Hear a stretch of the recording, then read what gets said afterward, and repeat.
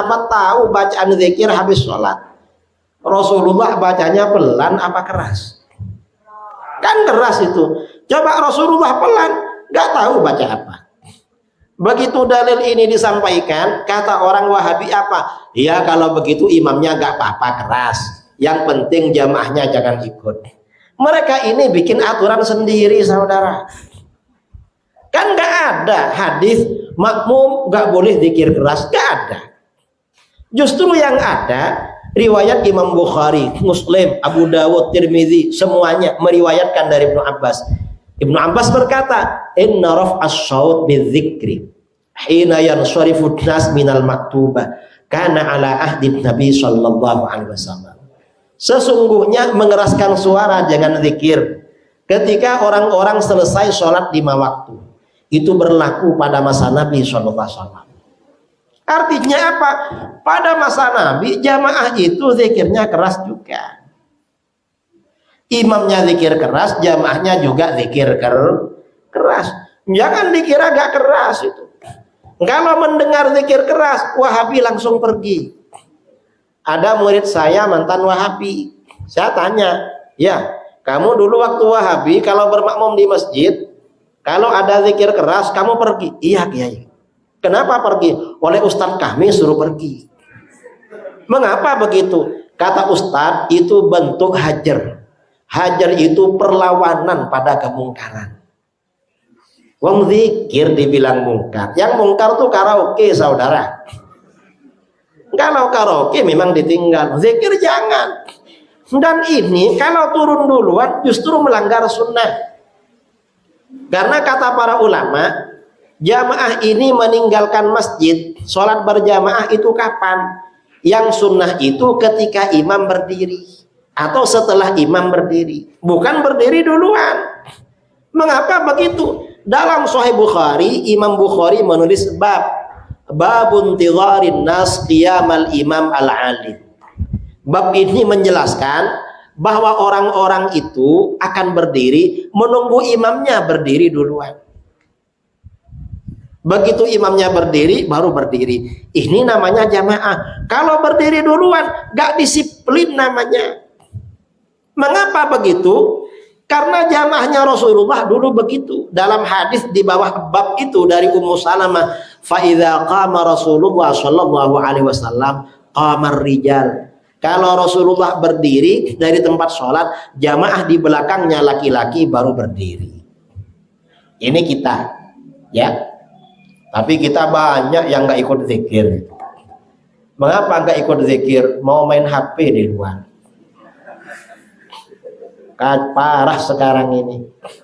Nah, kemudian lagi ini yang Wahabi yang beda dengan kita, tata cara ibadah. Habis sholat diajak salaman, gak mau mereka. Saya 3 bulan yang lalu tabligh akbar di Bandung.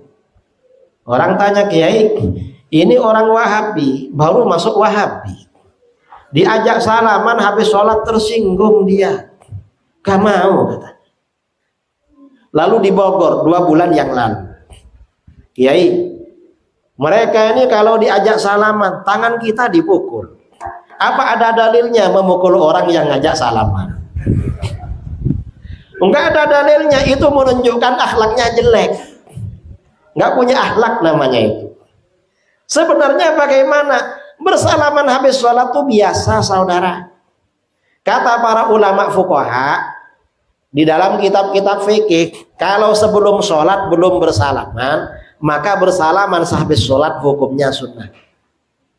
Kalau sebelum sholat sudah bersalaman, maka setelah sholat bersalaman hukumnya mubah. Gak sampai makruh, mubah aja. Ada yang mengatakan sunnah. Dan sebenarnya dalilnya ada untuk salaman habis sholat. Hadis riwayat Imam Bukhari dari Abu Juhaifah radhiyallahu an. Abu Juhaifah berkata, kharaja Rasulullah sallallahu alaihi wasallam bil hajirah ilal Batha. Rasulullah keluar pada waktu terik panas matahari ke daerah Batha di Mekah. Fatawaddo'a, lalu Rasulullah berwudu. Thumma shalla zuhra rak'atain wal asra rak'atain. Lalu Rasulullah menjadi imam sholat zuhur asar 2 rakaat. artinya dilakukan jamak qasam. Selesai sholat waqaman nas, orang-orang berdiri menghampiri Rasulullah. Apa yang mereka lakukan? Faja'alu ya'khudhuna yadayhi. Mereka kemudian mengambil kedua tangan Rasulullah. Apa artinya mengambil tangan? Artinya bersalaman. Wa wada'uha ala wujuhihim. Mereka letakkan tangan itu ke wajah mereka. Artinya mencium tangan. Mengapa? Karena yang disalami orang mulia. Lalu kata Abu Juhaifah, qala Abu Juhaifah, fa akhadtu biyadihi. Aku ambil tangan beliau, wa wada'tuha ala wajhi. Aku letakkan pada wajahku, fa idza hiya abradu minas salji. Ternyata tangan beliau lebih sejuk daripada salju. Wa atyabu raihatan minal miski, dan lebih harum aromanya daripada parfum kasturi. Makanya kalau jadi ustadz ya, jadi tuan guru, jadi buya, jadi kiai, tangannya kasih parfum, mau ke masjid. Mengapa? Khawatir jamaahnya mau cium tangan, biar harum. Kadang-kadang pergi ke masjid, sebelum itu pegang-pegang mesin, akhirnya dicium tangannya bau oli. Akhirnya orang nggak mau cium lagi. Nah, artinya apa? Salaman habis sholat itu masalah sederhana, jangan dibid'ahkan. Seandainya salaman habis sholat bid'ah, Rasulullah pasti gak mau. Jangan salaman, ini habis sholat bid'ah. Rasulullah mau disalami, mereka gak mau disalami. Wahabi itu mahal sekali, saudara. Mungkin mau diajak salaman kalau bayar kali. Nah, ini artinya apa ya? Golongan-golongan yang ngajak kembali pada Quran dan Sunnah itu slogan aja. Ini sebentar lagi 2024 ini banyak slogan lagi, saudara. Apa kira-kira slogannya? Hah? Ya pokoknya slogan-slogan itulah yang dikritik. Jangan pilih itu korupsi. Pilih aku. Mengapa? Aku yang akan mengganti korupsinya. Kan begitu itu. Itu yang kritik-kritik karena dia aja yang nggak korupsi. Mencoba dia korupsi, diam-diam aja. Ya slogan-slogan lah ke depan. Nah, ini yang dimaksud kembali pada Quran dan Sun. Guru-guru kita dulu ya, ulama-ulama DDI, ulama-ulama Asadiyah, ulama-ulama NU gak pernah ngomong kembali pada Quran dan Sunnah. Mengapa? Mereka ngajar tafsir, ngajar Bukhari, Muslim. Memang pelajarannya dan pengamalannya. Yang gak belajar itu saudara yang ngajak kembali. Mengapa ngajak kembali? Karena dia ada di jalan masih, belum belajar. Ini maksudnya ya, kalau ada slogan kembali pada Quran dan Sunnah. Nah, dan ini perlu digugat. Gugatannya apa? Dalil yang disepakati oleh ulama ada 4. Kenapa Al-Quran dan Sunnah saja, ijma'nya mana? Lah mengapa menggugat ijma'? Pada masa salaf yang menolak ijma' itu aliran sesat. Seperti Syiah, Khawarij, Mu'tazilah. Kamu mengapa gak sebut ijma'? Apa dah gabung dengan mereka? Ini gugatan pertama. Gugatan kedua, kiasnya mana? Kok gak ada kias? Mengapa? Pada masa salaf yang menolak kias itu aliran sesat. Kelompok Nadzamiyah dari Mu'tazilah. Ada ulama Mu'tazilah yang dianggap fasik oleh para ulama. Namanya Ibrahim bin Sayyar An-Nazzam. Dia yang pertama kali menolak kias. Lagi pula, kias ini perintah Al-Quran. Ada beberapa ayat Al-Quran memerintahkan kias. Salah satunya diantaranya, fa'tabiru ya ulil absar. Ambillah pelajaran wahai orang-orang yang punya wawasan. Apa ambil pelajaran? Perkara-perkara yang tak diterangkan hukumnya dalam Al-Quran dan hadis, maka dikiaskan dengan apa-apa yang diterangkan dalam Al-Quran dan hadis. Jadi begitu, itu kias. Dan sebagian besar hukum itu dasarnya kias, saudara. Karena ayat Al-Quran itu yang menjelaskan hukum dari sekian ribu ayat itu hanya berapa? Sekitar 500 ayat. Hadis-hadis yang membicarakan hukum juga sekitar itu. Sementara fatwa ulama jumlahnya berjuta-juta. Kok bisa? Ayat dan hadisnya sekitar 1000, fatwanya berjuta-juta. Sebagian besar itu dasarnya kias. Kalau nggak ada kias bahaya, saudara. Mengapa? Hukum itu dasarnya kias. Ini contoh kalau nggak ada kias. Di dalam Al-Quran, mengambil harta anak yatim yang dilarang itu kalau untuk dimakan. Innal ladzina ya'kuluna amwalal yatama zulman innama ya'kuluna fi butunihim nara. Surah An-Nisa. Orang-orang yang memakan hartanya anak yatim secara zalim, sebenarnya mereka memakan api di perut mereka. Ayat ini menunjukkan haram mengambil hartanya anak yatim untuk makan. Ini ada pertanyaan karena yang diterangkan makan. Gimana kalau ada orang ambil hartanya anak yatim untuk beli minuman? Boleh apa enggak? Mengapa? Ini kan makan yang dilarang. Boleh? Enggak boleh, saudara, haram juga. Mengapa? Dikiaskan dengan makan. Pertanyaan kedua, ada orang ngambil harta anak yatim bukan untuk makan. Untuk apa? Untuk rokokan. Beli jisamsu, beli mil, beli apa? Loh, kamu kok rokoknya bagus-bagus? Saya ambil dari uangnya anak yatim. Loh, kok diambil? Gak boleh. Gak. Yang dilarang itu untuk makan. Ini hanya untuk rokokan. Benar enggak orang ini? Ya gak benar juga, saudara. Atau misalnya ada orang ngambil hartanya anak yatim bukan untuk makan, bukan untuk rokokan. Untuk apa? Untuk pergi umroh. Boleh apa enggak? Ya gak boleh juga. Ini namanya kias. Artinya apa? Kias itu ada di dalam agama. Jangan dibilang gak ada. Makanya kata Imam Syafi'i, fa in lam yakun fihima fa qiyasun alaihima.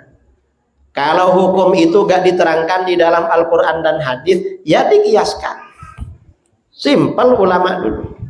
Begitu dalil kias disampaikan, apa kata Wahabi? Oh gak apa-apa kias. Terus yang penting bukan urusan ibadah. Kenapa kalau ibadah? Kias dalam ibadah itu gak boleh. Mengapa? Bid'ah kalau pakai kias. Pokoknya mereka ini sedikit-sedikit jawaban kita yang enggak lah. Kias itu dalil dalam apa saja. Al-Quran, hadis, ijma, kias. Itu dalil dalam semuanya, ibadah maupun di luar ibadah. Lagi pula contoh-contoh kias yang terdapat dalam hadis-hadis sahih yang diajarkan oleh Rasulullah SAW yang banyak kasus-kasusnya soal ibadah. Kita ini kalau bicara ibadah biasanya 3: sholat, puasa, haji. Biasanya kan itu kan ibadah. Contohnya kalau haji, hadis sahih riwayat An-Nasai dari Ibnu Abbas. Seorang laki-laki dari Khutham tanya, ya Rasulullah, inna abi mata walam yahujja, afa ahujju anhu. Hai Rasulullah, ayah saya ini meninggal dunia belum sempat berhaji, apa saya hajikan? Apa jawaban Rasulullah? Rasulullah jawabnya pakai kias. Tanya sama dia. Rasulullah bertanya, aro'aita law kana ala abika dainun akun taqadaitahu anhu. Menurut kamu, seandainya bapak kamu punya hutang, apa kamu lunasi? Ternyata laki-laki itu menjawab, na'am, iya aku lunasi. Rasulullah bersabda, fadainullah ahaqqu ayyuqda. Hutang pada Allah lebih berhak dilunasi. Ini namanya kias dalam ibadah. Kias itu artinya menyamakan, menganalogikan. Hukum-hukum yang tak dijelaskan dalam Al-Quran dan hadis disamakan dengan apa yang dijelaskan. Ini haji. Lalu ibadah apa lagi? Puasa. Hadis riwayat Imam Ahmad, Abu Dawud, Tirmidzi, Nasa'i. Dari Umar bin Al-Khattab, hadisnya sahih. Sayyidina Umar berkata, "Hasyashtu yauman faqabbaltu wa ana shahid." Suatu hari saya senang sekali. Karena senang sekali aku cium istri saya, padahal saya lagi puasa. Laki-laki ini kalau senang saudara hormonnya naik. Kalau naik syahwatnya bangkit. Kalau bangkit walaupun puasa dicium istrinya. Kalau gak tahan. Tapi kalau sumpek hormonnya turun. Kalau turun syahwatnya tidur. Dan jangan sering-sering sumpek kalau laki-laki, bisa impoten. Akhirnya apa? Kalau sudah impoten, mestinya waktu libur atau malam-malam menemani istrinya. Akhirnya apa? Dia pergi ke pantai atau ke sungai memancing ikan. Makanya orang-orang yang mancing biasanya orang sumpek gitu. Kemarin ada yang tanya pada saya, Kiai suka mancing. Saya agak sumpek diajak mancing. Betul. Betul saudara. Entah yang di sini. Tapi kalau terlalu senang bahaya juga laki-laki. Kenapa? Kawin lagi itu kalau senang. Perlu laki-laki dikasih susah-susah dikit biar gak kawin lagi. Caranya gimana? Istrinya marah-marah. Nah, lalu apa? Kata Sayyidina Umar, fa'ataitu Rasulullah sallallahu alaihi wasallam faqultu. Aku mendatangi Rasulullah, aku bertanya, "Ya Rasulullah, laqad shana'tul yauma amran 'azima." Hai Rasulullah, hari ini saya benar-benar melakukan kesalahan besar. Salah apa? Qabbaltu wa ana shaim. Saya tadi mencium istri padahal saya puasa. Gimana puasa saya? Ini untuk puasa depan ini. Ternyata apa? Rasulullah jawabnya pakai kias. Apa kata Rasulullah? Rasulullah bertanya. Rasulullah ini saudara kalau ditanya jawabannya mendidik. Kata beliau, "Ara'aita law tamat matta bima'in wa anta shaim." Menurut kamu, seandainya kamu berkumur dengan air padahal kamu lagi puasa, gimana puasa kamu? Ternyata kata Umar, "La ba'sa ya Rasulullah." Gak apa-apa, kan cuma berkumur, jabatan. Lalu apa kata Rasulullah? Rasulullah bersabda, "Falima idzan." Kalau begitu kenapa dengan mencium? Artinya apa? Mencium istri hukumnya sama dengan berkumur, yaitu gak batal puasa. Cuma kalau yang dicium istrinya sudah mandi, sudah pakai pengharum, maka berkumurnya sama dengan pakai pasta gigi. Kalau berkumur sama pasta gigi makruh saudara, karena segar habis itu. Tapi kalau istrinya yang dicium baru pulang dari ladang,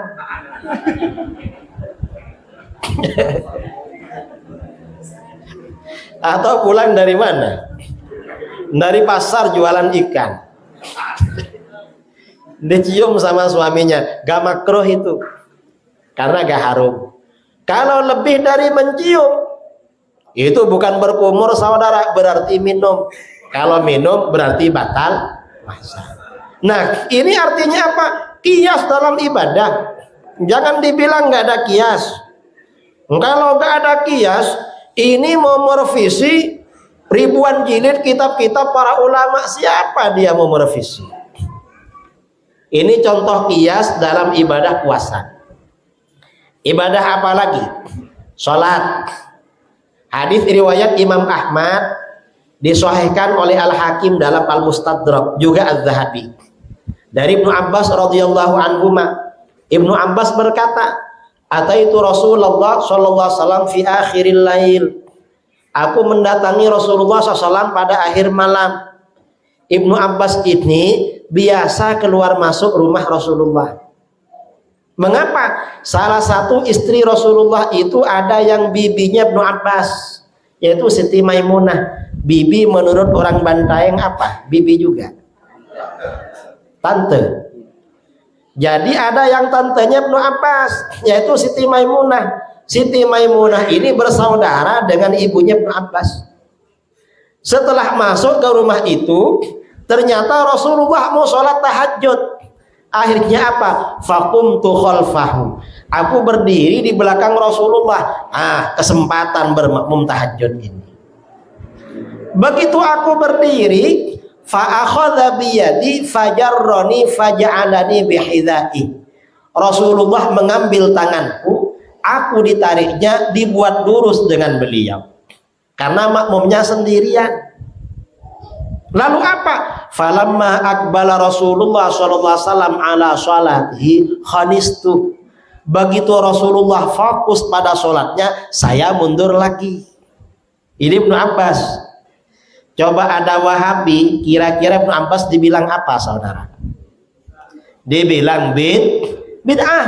Ibnu Abbas, oleh Rasulullah kamu diluruskan, itu sunnah.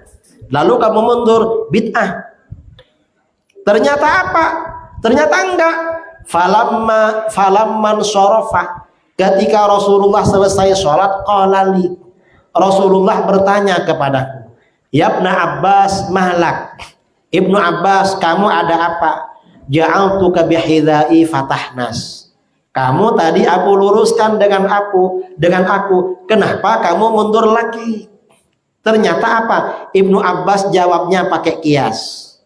Apa jawaban beliau? Kata Ibnu Abbas, ya Rasulullah, awa yambaghi li ahadin ayyusalliya bihidaik wa anta Rasulullah alladzi a'taka Allah. Hai Rasulullah, apakah pantas bagi seseorang sholat lurus dengan sampean? Sampean ini kan Rasulullah yang dikaruniakan derajat yang agung oleh Allah. Jadi gak pantas lurus. Nah, ini artinya apa? Ibnu Abbas melakukan kias. Posisi sholatnya sebagai makmum dengan imamnya Rasulullah dikiaskan dengan posisi derajatnya di hadapan Allah. Rasulullah itu derajatnya di depan kita, kita di belakang. Maka sholat pun jangan lurus lah, gak sopan. Ternyata bagaimana? Fa'ajabahu. Jawabanku membuat Rasulullah kagum. Nah, ini artinya apa? Ibadah hasil produk kias itu diterima, saudara, dihargai. Rasulullah kagum. Rasulullah gak bilang bid'ah kau, gak. Lalu apa? Karena kiasnya sahih, kiasnya bagus, mendapat bonus dari Rasulullah. Wada'allaha li ayyazidani ilman wa fikhan. Rasulullah mendoakan aku kepada Allah agar aku ditambah ilmu dan pemahaman dalam agama. Ini namanya kias dalam ibadah. Dan ini Ibnu Abbas ini yang diambil oleh Imam Syafi'i. Kalau imam dan makmum cuma berdua, makmum ke belakang sedikit. Mengapa? Menjaga adab dengan imam. Kalau Wahabi biasanya lurus. Dan menurut mazhab Syafi'i, kalau imam dan makmum ini cuma berdua, lalu tumitnya lurus, dalam satu kasus bisa batal. Kok bisa? Peraturan makmum itu gak boleh lebih maju daripada imam. Kalau ada makmum berdua dengan imam, tumitnya lurus, imamnya pendek, makmumnya tinggi. Kira-kira waktu rukuk dan sujud yang lebih maju ke depan siapa? Kan makmumnya yang lebih maju. Batal. Akhirnya jamaah yang baru datang bingung. Tadi yang takbir macam yang sebelah kiri, tapi yang maju kok yang sebelah kanan ini. Bingung, saudara. Ini artinya kias dalam ibadah. Setelah Rasulullah wafat, para sahabat masih melakukan kias. Kita kalau haji umroh, pesawat mendarat di Jeddah, miqatnya, ihramnya dari Jeddah. Itu kias, saudara. Masa Rasulullah gak ada orang ihram dari Jeddah. Itu dikiaskan dengan daerah lain. Itu haji. Sholat juga begitu. Pada masa Rasulullah, sholat bencana yang ada itu sholat gerhana matahari, gerhana bulan. Ternyata pada masa sahabat, begitu terjadi gempa, sebagian sahabat sholat sunnah baca istighfar. Makanya kita kalau ada gempa, dianjurkan ambil wudhu, lalu sholat sunnah 2 rakaat baca istighfar. Di dalam kitab-kitab fikih. Cuma mazhabnya orang sekarang kalau ada gempa langsung buka HP, lalu menulis story dan status, di daerah saya terasa gempa, bagaimana di daerah kamu? Itu amalan sunnah masa sekarang. Betul. Bid'ah ya. Nah, ini saudara ya, kias sholat itu dikiaskan. Nah, kemudian lagi ini yang terjadi di Indonesia. Di Indonesia ini dari dulu penganut mazhab Imam Syafi'i. Kalau mazhab Imam Syafi'i, azan Jumat berapa kali? Azannya 2 kali. Sekarang ini banyak orangnya aswaja, azannya sekali. Saya kemarin di Riau, saya marah-marah. Kenapa 1 kali azannya? Diam mereka. Jangan sekali, 2 kali. Kenapa 2 kali Kiai? Di dalam Sahih Bukhari, azan pertama tambahan dari Sayyidina Utsman. Sayyidina Utsman itu khulafaur rasyidin. Ahlus sunnah itu ikut sunnah Rasul, ikut sunnah khulafaur rasyidin. Kalau azannya sekali hanya mengikuti sunnah Rasul. Kalau azannya 2 kali berarti lengkap. Sunnah Rasul diikuti, sunnah khulafaur rasyidin juga diikuti. Yang menyuruh kita ikut Sayyidina Utsman Rasulullah juga. Nah, biasanya yang azannya 1 kali gak ada sholat qabliyah Jumat. Betul? Gak ada. Itu orang Wahabi biasanya, Muhammadiyah juga. Ada tokoh Wahabi bilang di YouTube, sholat qabliyah Jumat gak ada.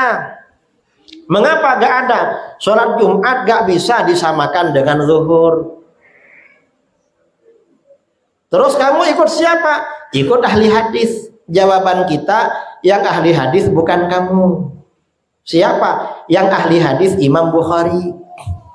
Imam Bukhari dalam sahihnya menulis babus sholati qablal jum'ah rak'atain wa ba'daha rak'atain.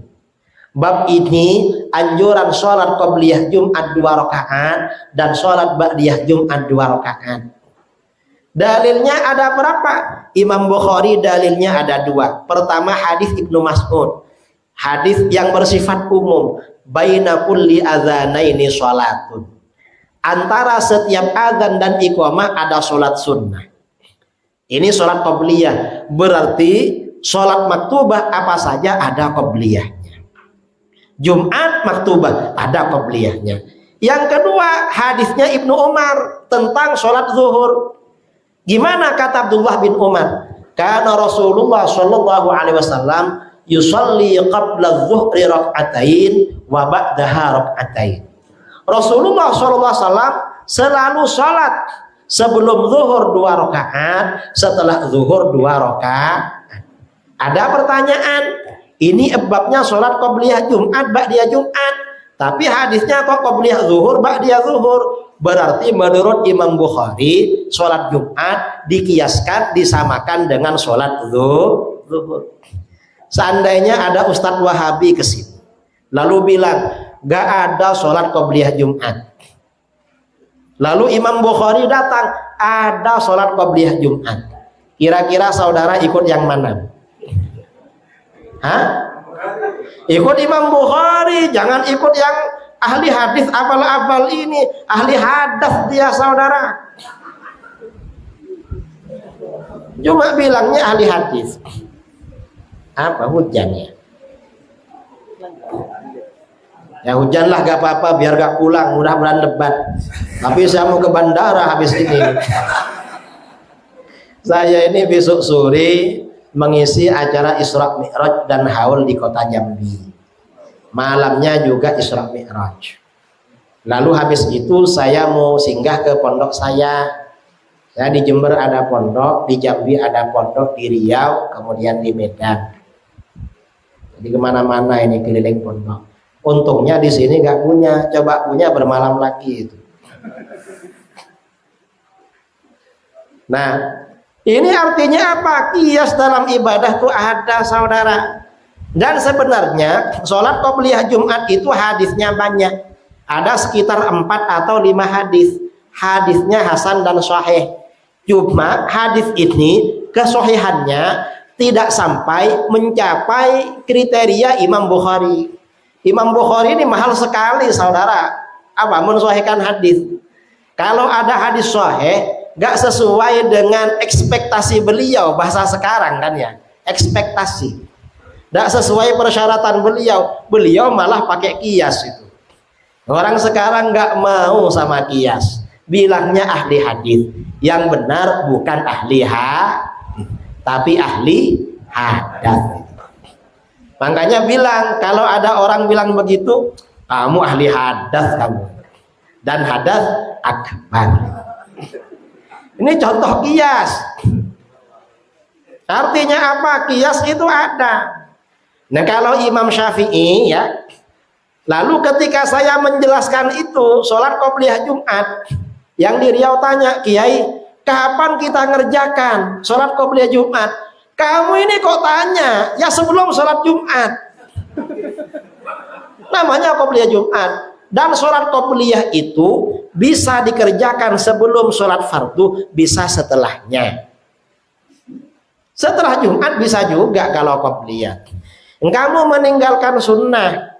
Khulafaur Rasyidin sudah ngasih azan 2 kali, kamu gak mau, akhirnya gak punya tempat untuk sholat qabliyah. Sholat azan pertama, setelah itu sholat qabliyah, lalu imam naik, baru azan kedua, mendengarkan khutbah, habis itu kamu gak mau sama azannya Khulafaur Rasyidin. Siapa guru kamu? Gak jelas. Ada lagi di mana? Kira-kira 2 minggu yang lalu di Tangerang. Saya jadi imam waktu itu sholat subuh. Ketua masjidnya bilang, Kiai, di sini biasanya gak baca kunut subuhnya. Kenapa gak baca? Tapi toleran. Maksudnya toleran bagaimana? Pada rakaat kedua, waktu i'tidal, imamnya diam agak lama, biar jamaahnya baca kunut. Akhirnya karena ada saya, imamnya gak mau jadi imam, saya jadi imam. Saya langsung baca kunut, Allahumma hdina fi man hadait. Amin semua saudara jamaahnya. Selesai itu saya bilang, kamu ini mazhab ketiga. Dan mazhab ketiga gak punya guru. Mengapa? Satu mazhab kunut subuh gak sunnah. Ya sudah langsung ruku. Satu mazhab sunnah ya kunut. Kamu gak sunnah tapi diam. Siapa yang ngajari begitu? Itu hasil rembuk kita bersama katanya. Nah, gak punya guru kamu ini. Agama jangan main-main begitu, yang jelas gurunya. Baca kunut besok seperti tadi. Saya suruh begitu. Nah, masyarakat kita ini saudara hasil rembuk. Dan gak ada yang alim lagi. Dan cuma ada ustadznya, ada apanya kan lumayan. Wah, nggak ada. Untungnya ya gak sampai batal. Ada lagi saudara orang-orang Wahabi. Kalau bermakmum pada kita, imamnya baca kunut, jamaah baca kunut. Dia bagaimana? Tak angkat tangan, nggak baca kunut, diam aja. Ada yang begitu. Nah, ini nggak betul juga. Mengapa? Karena dia bermakmum tapi jadi makmum yang buruk, gak ikut imam. Ya kalau mau gak ikut, gak usah bermakmum lah, karena bikin jengkel jamaah sebelahnya. Kan gak fokus jamaah sebelah, loh ini kok diem ini. Kan begitu. Karena di dalam hadis, innama ju'ilal liyutamma bihi, innama ju'ilal imam liyutamma bihi. Imam itu diangkat untuk diikuti, bukan untuk diprotes. Makanya imam yang diangkat yang alim, yang warok, yang bacaannya bagus, biar kita ini bermakmum bagus dan satu mazhab. Jangan mazhab lain. Kalau mazhab lain maka menjadi kacau. Nah, ini saudara beberapa pokok-pokok yang coba saya tuangkan sebagian dalam buku Wahabi Gagal Paham. Biasanya buku Wahabi Gagal Paham ini gratis. tapi syaratnya datang ke rumah saya di Jawa. Saya kasih gratis. Ini 2 jilid. Tapi jangan lupa oleh-olehnya. Kalau di sini ya, ini yang jual bukan saya, karena yang menerbitkan Pondok Pesantren Sidogiri. Saya hanya penulisnya aja. Jadi kalau yang ingin buku ini, hubungi Ustadz Ilham. Insya Allah beliau nanti yang mengambilkan. Nah, ini saya rasa pengantar bedah buku malam ini mudah-mudahan bermanfaat. Selebihnya bisa diperkuat, diperdalam dalam sesi tanya jawab. Saya kembalikan kepada moderator. Kurang lebihnya mohon maaf. Assalamualaikum warahmatullahi wabarakatuh.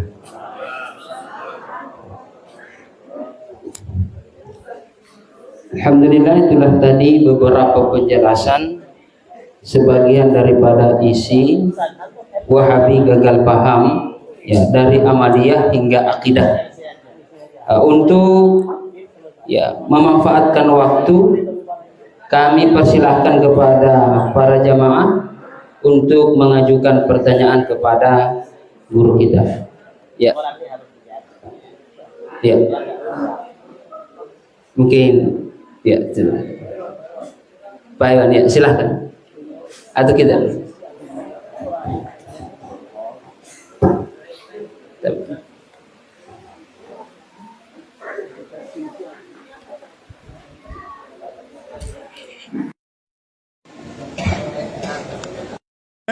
Oh, udah Kak Iwan. Ya. Terima kasih. Assalamualaikum warahmatullahi wabarakatuh. Jadi mohon maaf Ustaz Kiai, ini kan kesempatan emas bagi kami. Saya sudah bertahun-tahun ikuti ceramah Pak Kiai di YouTube. Lalu ada di hati saya, kapan saya bisa ketemu beliau? Alhamdulillah ketemu berulang kali di Bantai ini. Saya biasa berpikir Pak Kiai bahwa ini munculnya Wahabi, kan saya waktu kecil ini sejak ribut memang.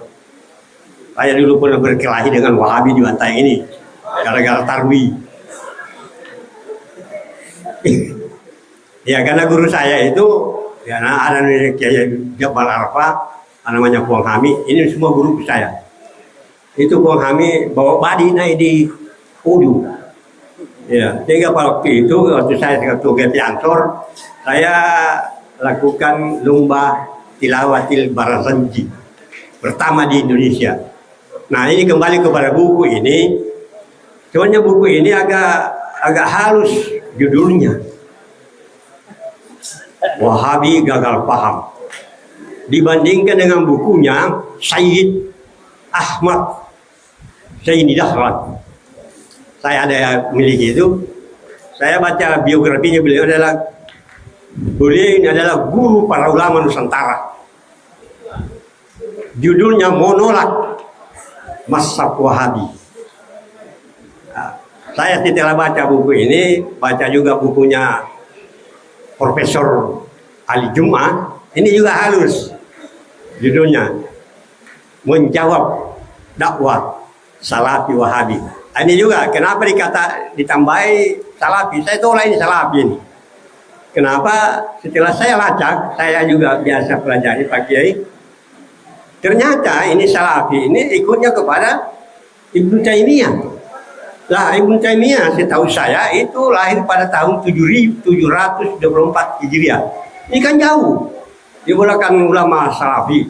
Dan saya tahu bahwa ulama Salafi ini berakhir pada 300 Hijriah.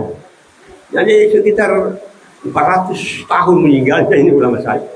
Nah ini muncul ini Salafi dari mana ini? Ya, namanya sendiri Salafi, dia tolak 4 mazhab. Nah oleh karena itu setelah saya baca, apalagi saya sudah bilang tadi malam ada buku saya baca Ensiklopedia Wahabi, mengerikan Ustaz. Saya ngeri baca itu. Kenapa? Karena ulama dengan di sini tidak ketemu ya kita. Apa itu? Coba rujukan utama hadis-hadis yang dipakai Wahabi adalah yang bersumber dari Syekh, bukan Syekh barangkali, Nasiruddin Al-Albani. Ternyata ini Nasiruddin Al-Albani tidak pernah kuliah. Ya, dilacak gurunya cuma satu, terlalu berani ini. Sementara kita ini rujukan hadis-hadis adalah bersumber dari Imam An-Nawawi. Beliau ini 30 tahun di Makkah dan sebagainya. Nah, oleh karena itu, alhamdulillah dengan adanya buku Wahabi Gagal Pahami, tambahlah wawasan kami soal Ahlus Sunnah wal Jamaah. Tambah bencilah kami dengan paham Wahabi ini. Iya. Kenapa? Saya juga pernah baca Pak Kiai. Setelah terjadi pergolakan di Makkah pada tahun 1923, 1924, itu Raja Saud Arab Saudi kerjasama dengan Inggris dan Prancis, terjadilah pergolakan. Pulanglah semua ulama-ulama kita di Indonesia belajar di sana. Bawalah kitab-kitab asli Sahih Bukhari, Muslim dan Kutubus Sittah itu. Sementara yang tertinggal dibakar oleh semua Muhammad bin Al-Wahhab, sehingga buku-buku yang dibaca, hadis-hadis yang dibaca oleh pengikut Wahabi tidak akan ketemu dengan buku-buku hadis yang kita baca. Kenapa? Karena kitab Sahih Bukhari yang dibaca oleh kaum Wahabi ini sudah palsu, sudah dirubah-rubah. Ya, saya kira itu. Terima kasih. Mohon maaf kalau berlebihan. Assalamualaikum warahmatullahi wabarakatuh.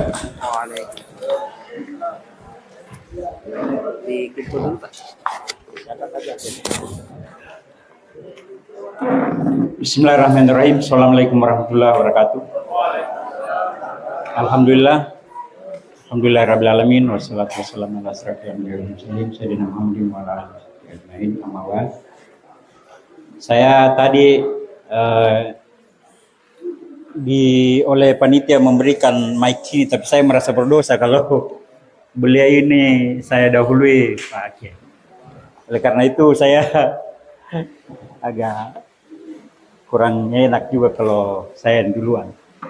Saya pertama sampaikan bahwa saya ini alumni pesantren. Maksud saya pesantren kilat. Jadi mohon maaf Pak Kiai, saya ini dari SD sampai perguruan tinggi itu dari sekolah umum. Nah, hanya pada tingkat SD pernah ikut sekolah dinia, sekolah sore. Hanya itu saja dasarku sedikit. Nah, cuma pada saat saya SMP itu masuk saya pesantren kilat tadi itu basic training di Ikatan Putra Nahdlatul Ulama. Sehingga itulah yang menjadikan dasar saya, sehingga saya tidak pernah merasa keluar dari Ahlus Sunnah wal Jamaah. Walaupun demikian, saya masih ingat kata-katanya almarhum, Al-Fatihah untuk beliau, Kak Alam Nur, itu mantan ketua GPNSOR Kabupaten Bantaeng. Karena guyon, dia seperti kakak saya, seperti saya bersaudara dengan beliau, selalu guyon, kamu itu sekretarisnya Wahdah. Ya maaf Ustaz, ini Wahdah ini kadang diidentikan dengan Wahabi. Ya. Jadi setiap ketemu di awal-awal Wahdah masuk di Bantaeng itu selalu setiap ketemu kamu itu sekretarisnya Wahdah.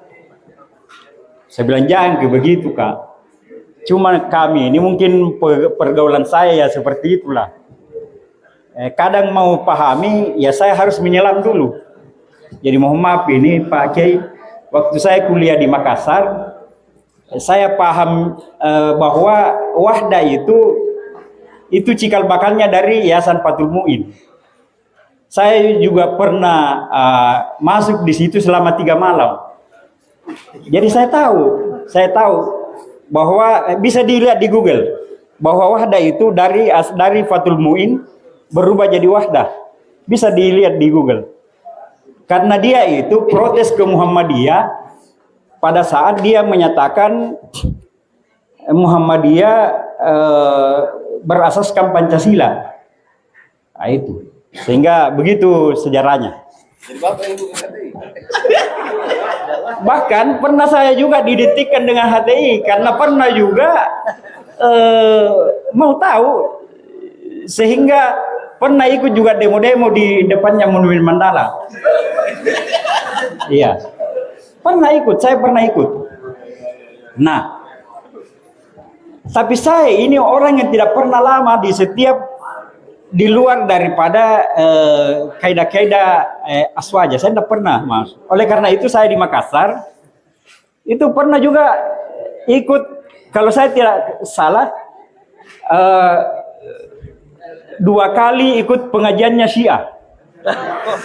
Saya pernah juga ikut pengajian Syiah. Dan yang pengajiannya itu yang baru-baru meninggal, Surahman Asis. Pak Kiai pasti tahu.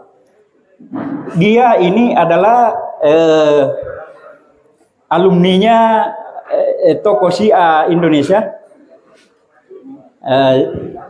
Kalau saya tidak salah orang Bandung kayak gitu. Ya, Kan Jalal. Jadi maksud saya begini Pak Kiai.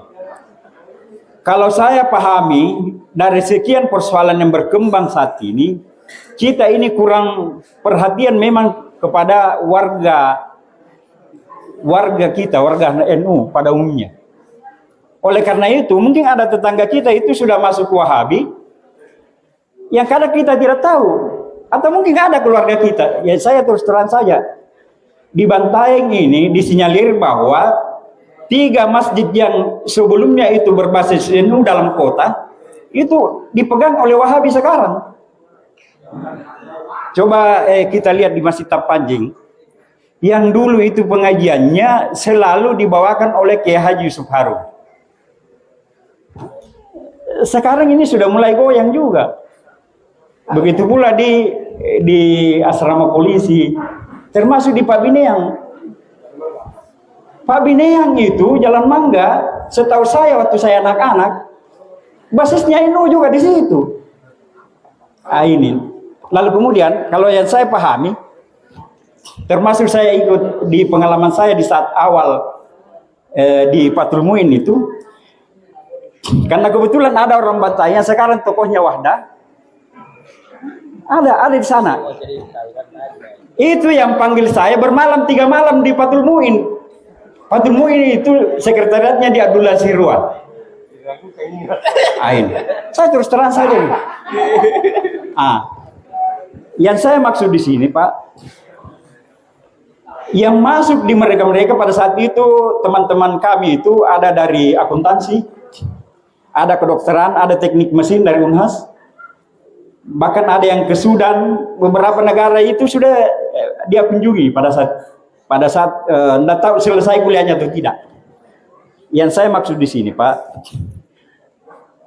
tolong kita ini khususnya yang lebih paham khususnya mengenai Ahlus Sunnah wal Jamaah, karena dia berbasis pesantren, jangan di sekolah-sekolah agama saja pengkaderan itu dilaksanakan. Sekolah-sekolah umum juga banyak yang sekolah umum ini, Pak. Bayangkan kalau dia hanya sarjana komputer tiba-tiba langsung pergi berdakwah. Tidak ditahu dari mana pesantrennya ini. Kan yang seperti ini, Pak, yang harus kita pahami. Ini di Bantaeng juga begitu. Saya pada saat acara kemarin di Kiri, saya share ke Ustaz Ilham. Ini bukan kali ini Pak terjadi. Beberapa tahun lalu juga begitu. Setiap Maulid pasti ada pengajian juga. Saya ini kan sekretaris umum di Masjid Agung, Pak. Mohon maaf tadi tidak sempat ikut karena ada acara di Makassar. Ada kegiatan di Makassar. Saya paham ini. Bahkan saya pernah tolak pada saat dia mau adakan pengajian pas di 12 Rabiul Awal. Bayangkan kalau linggis, Pak, skop apa dia bawa. Saya bilang, "Woi, jangan kau mau dirikan ini mau adakan pengajian di Masjid Agung di 12 Rabiul Awal besok. Masa kau pasang baliho, saya ini pengurus Masjid Agung. Ada acaranya majelis taklim." Ya, maksudnya lusa, bukan besoknya, lusanya. Ada caranya majelis taklim. Apa itu? Pengajian dirangkaikan Maulid Nabi besar Muhammad sallallahu alaihi wasallam, saya bilang. Ternyata pada saat itu nanti tanggal 8, tiap tanggal 8 majelis taklim itu mengadakan pengajian. Tapi saya bilang, kasih maju gitu acara pengajianmu. Saya ini malu kalau saya sudah terlanjur sampaikan, ada pengajian itu majelis taklim dirangkaikan dengan maulid. Artinya Pak, bahwa Pak Kiai mohon maaf, setiap acara-acara yang berkaitan dengan peringatan, biasanya Wahda di Bantaeng ini mengadakan juga safari dakwah. Kita kan safari aswaja. Dia bikin safari dakwah ya, kita safari aswaja. Saya sudah share ke Ustaz Silam itu. Itu yang mereka lakukan, Pak. Nah, cuma dia kurang persiapan. Saya bilang sama Ustaz Silam, kemungkinan ini dilakukan itu nanti saat balihomu itu naik di mana-mana. Karena dia sebelumnya setiap ada kegiatannya itu bikin baliho di mana-mana. Nanti setelah 3 hari akan pelaksanaan safari aswaja ini, dia bikin juga acara. Nah, ini. Jadi saya mohon maaf, artinya bahwa kalau pengalaman-pengalaman seperti ini, Pak Kiai mohon maaf, mungkin ya sebagian menganggap bahwa saya ini mungkin agak gegabah dalam hal ini menyampaikan hal-hal yang dianggap mungkin hal yang kurang direspon oleh sebagian teman. Tapi saya mohon maaf kalau misalnya ada hal-hal yang kurang selama ini yang kami lakukan. Saya kira itu Pak Kiai, mohon maaf atas penjelasan kami ini dan kami akhiri. Wallahul muwaffiq ila aqwamit thoriq. Assalamualaikum warahmatullahi wabarakatuh. Ini pokoknya Wahabi lah. Wahabi palsu itu, Pak. Wahabi palsu. Ya. Satu lagi pertanyaan. Oh, ya.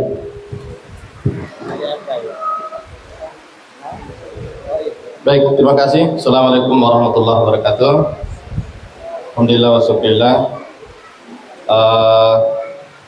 Sebenarnya dari tadi saya ingin menyampaikan sejak di Aula Basnas, ada yang mengganjal hati saya, Kiai. Jadi dalam tataran amalia-amalia aswaja kita yang belakangan ini banyak digugat oleh kelompok-kelompok seberang itu, ya. Ya, Wahabi. Wahabi. Nah, yang saya maksud begini, kalau di tingkat masyarakat bawah, amalia kita itu dari dulu sampai sekarang itu rutin.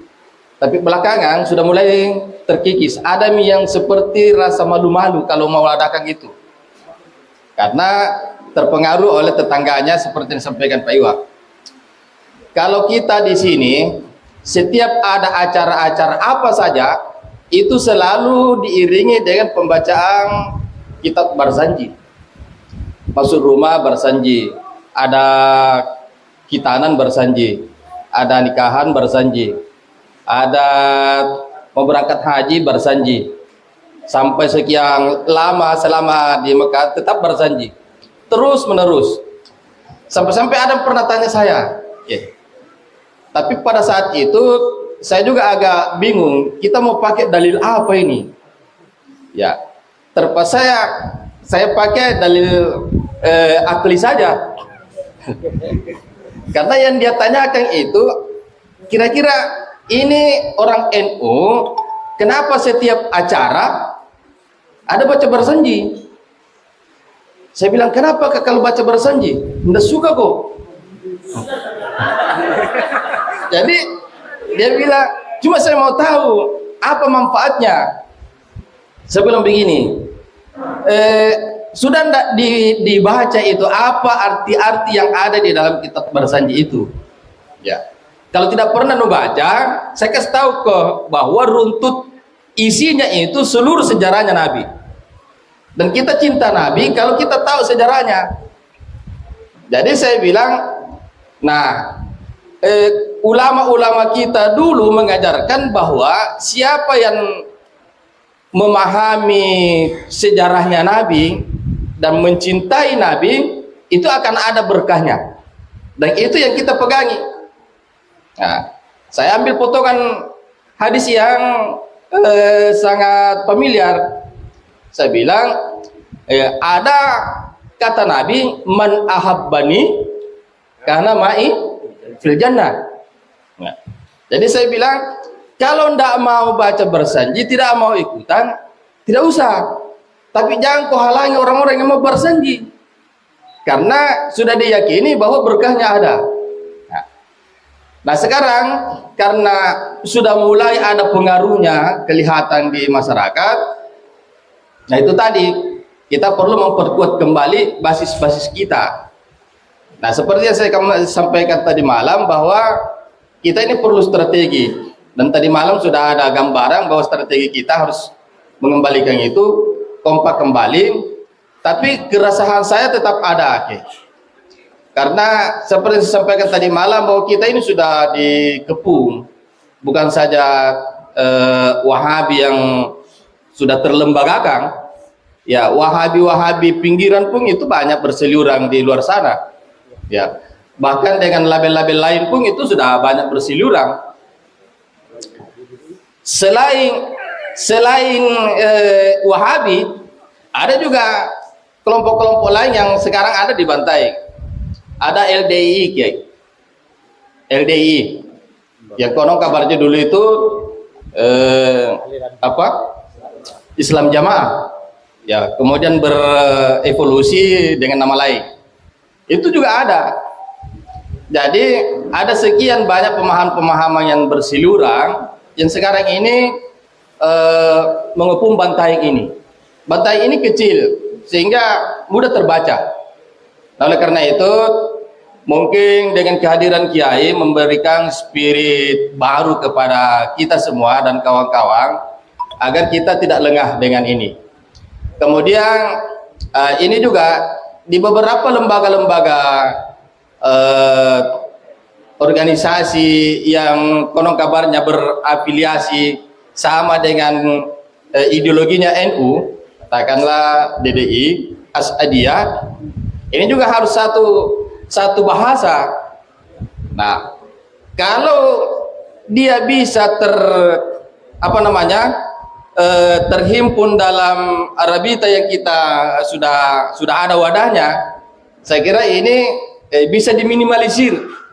Tapi kalau dia mau tarik diri, saya kira ini yang susah. Ya, saya kira ini memang perlu ada penguat-penguat untuk bisa tetap kita pertahankan. Saya kira seperti itu gambaran yang saya sampaikan. Mohon kembali penguatan Kiai, bagaimana dengan amalan-amalan kita ini yang terus diserang oleh mereka-mereka. Saya ada kekhawatiran, selain dari mereka memang gagal paham, mohon maaf ini, selain mereka memang gagal paham seperti yang diuraikan oleh Kiai dalam buku ini, sepintas saya sudah baca, tapi ternyata ada persepsi saya yang lain. Saya bilang jangan-jangan ini kelompok Wahabi ini sengaja melarang kita maulid agar kita tidak cinta Nabi. Jangan-jangan ada pemahaman-pemahaman di dalamnya ini yang memang sengaja kita digerus agar kita tidak cinta Nabi lagi. Jangan-jangan ke sana muaranya. Kira-kira seperti itu. Saya kira demikian. Oke, mohon pencerahannya. Terima kasih. Assalamualaikum warahmatullahi wabarakatuh. Waalaikumsalam. Ya. Jadi di sini ada 3 pertanyaan. Yang pertama tadi dari guru kita, Bapak Ketua Basnas, bahwa ya dari sekian pemaparan beliau ada terselip kata salafi. Wahabi salafi ini seperti apa? Mazhabnya siapa? Itu ya. Dan yang kemudian yang kedua, berdasarkan penjelasan beliau bahwa kitab-kitab hadis yang dipegang oleh salafi Wahabi ini ya semua kitab-kitabnya palsu, yang asli ini banyak yang dibawa oleh ulama kita ke Indonesia, yang sisanya kemarin waktu di Saudi itu banyak yang dibakar. Ya, tolong bisa penjelasan. Awalnya Wahabi itu memang pakai nama Wahabi dan mereka bangga dengan nama Wahabi. Sampai-sampai muftinya Raja Abdul Aziz, mufti pertama di kerajaan Saudi, Syekh Sulaiman bin Sahman. Syekh Sulaiman bin Sahman An-Najdi menulis kitab berjudul At-Tuhfatus Saniyah wal Hadiyatul Wahabiyah An-Najdiyah. Anugerah yang luhur dan hadiah Wahabi dari Najd. Artinya nama Wahabi ini kebanggaan dulu. Lama-lama tahun 1343 Hijriah, entah Masehinya tahun berapa, setelah kerajaan Saudi ini kokoh, Raja Abdul Aziz ini menyiapkan puluhan ribu tentara. Untuk apa? Punya rencana ekspansi memperluas kerajaan Saudi, mau menyerang negara Irak, Yordania, Syria, dan Yaman, mau diserang, dijadikan satu. Lalu apa? Ada surat dari Raja Inggris, jangan diteruskan, biarkan negara-negara itu menentukan nasibnya sendiri-sendiri. Barat ketakutan kalau negara Arab ini bersatu. Akhirnya apa? Raja Abdul Aziz gak jadi karena bosnya yang melarang. Begitu dia gak jadi, akhirnya tentaranya pecah. Yang separuh memisahkan diri dan mengkafirkan Abdul Aziz dan anak buahnya. Mengapa? Dianggap gak mau memerangi orang kafir, berarti telah kafir. Lalu anak buahnya yang masih setia menganggap mereka ini khawarij, kelompok separatis, harus ditumpas. Akhirnya apa? Dengan bantuan kerajaan Inggris, Raja Abdul Aziz ini membantai mantan anak buahnya. Sehingga setelah itu nama Wahabi menjadi jelek, menjadi buruk. Kalau ada orang bertengkar, ada kerusuhan, orang-orang bilang itu Wahabi itu. Wahabi kerjanya gitu. Akhirnya apa? Orang Wahabi merasa malu, minder dengan nama Wahabi. Akhirnya apa? Mereka mengganti nama dengan nama Salafi. Artinya apa? Salafi itu hanya untuk pencitraan diri. Kita menyebut mereka Salafi Wahabi. Cuma Salafi ini menurut kita singkatan salah fikir, artinya salah fikir. Itu maksudnya ya. Kemudian yang kedua, ya kitab-kitab yang dipalsu memang banyak saudara. Kitab tafsir, kitab hadis, kitab fikih, kitab sejarah yang diterbitkan oleh orang-orang Wahabi yang dipalsu memang banyak. Makanya kalau beli kitab hati-hati. Ini yang pernah di Mesir pasti tahu itu. Pasti ramai isu-isunya di Mesir. Kitab-kitab yang dipalsu itu. Memang betul itu. Ini pertanyaan pertama. Pertanyaan kedua, Ya, dari Mas Agung. ya. Ya, yang tadi ya perkenalan beliau katanya Wahdah ini adalah merupakan pecahan dari Muhammadiyah yang dahulunya mereka memisahkan diri karena Muhammadiyah pada saat itu berasaskan Pancasila. Ya.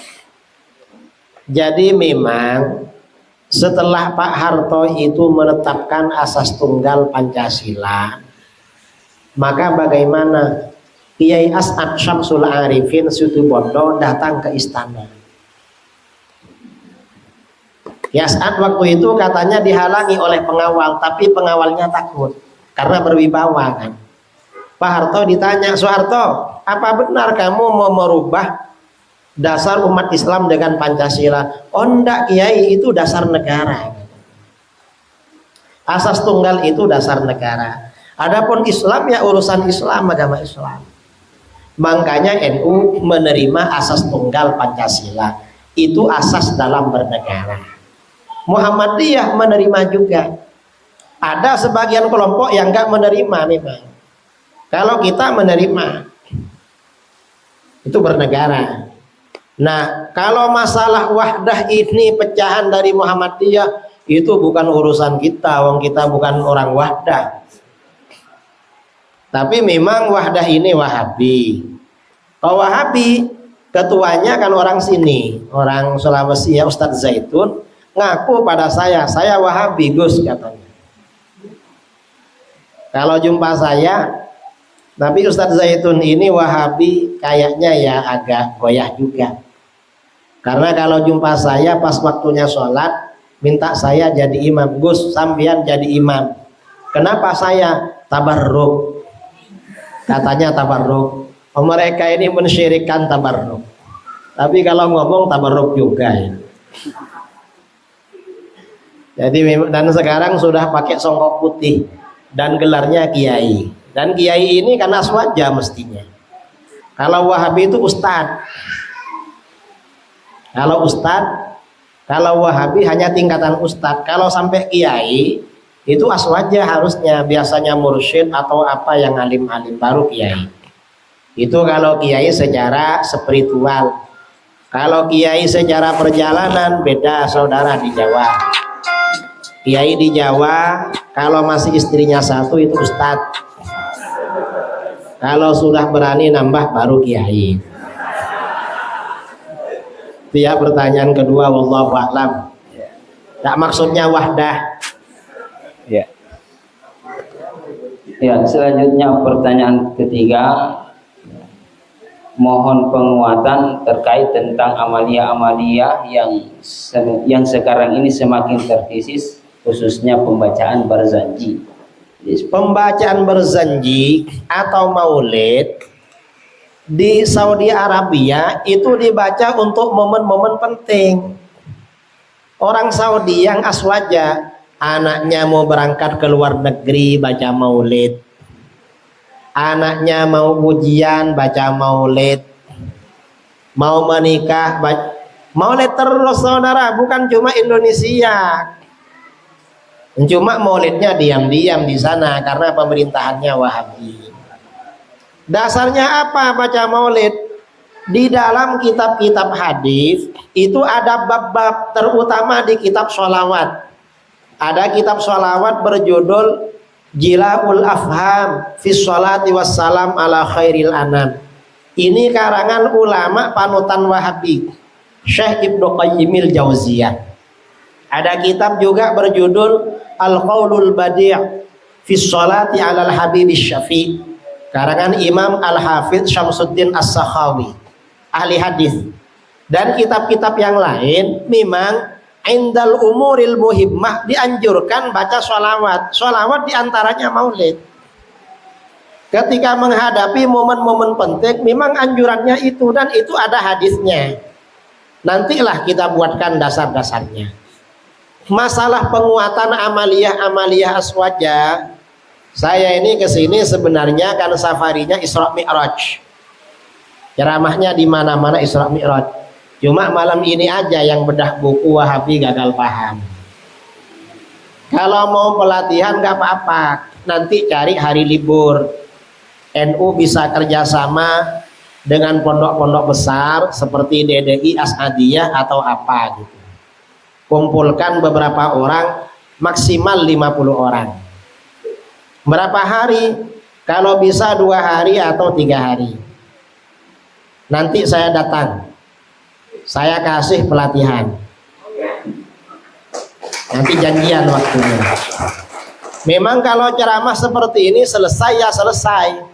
Karena saya jamin sampean lupa semua hadis yang saya sampaikan tadi. Paling cuma ada hadisnya. Mana tadi Kiai menyampaikan, gimana lupa dah. Pasti begitu. Kalau kita ini pelatihan, mungkin nanti ada bukunya atau ada slide-nya PowerPoint. Yang penting saudara punya laptop dan itu bisa diperdalam sendiri, dan agar kader-kader di sini nanti bisa menyampaikan ke masyarakat di daerah-daerah. Sebenarnya bagus begitu. Pelatihan aswaja itu kalau sampai tuntas kira-kira perlu waktu 1 minggu siang malam. Kalau gak tuntas 2 hari tapi berpaket. Misalnya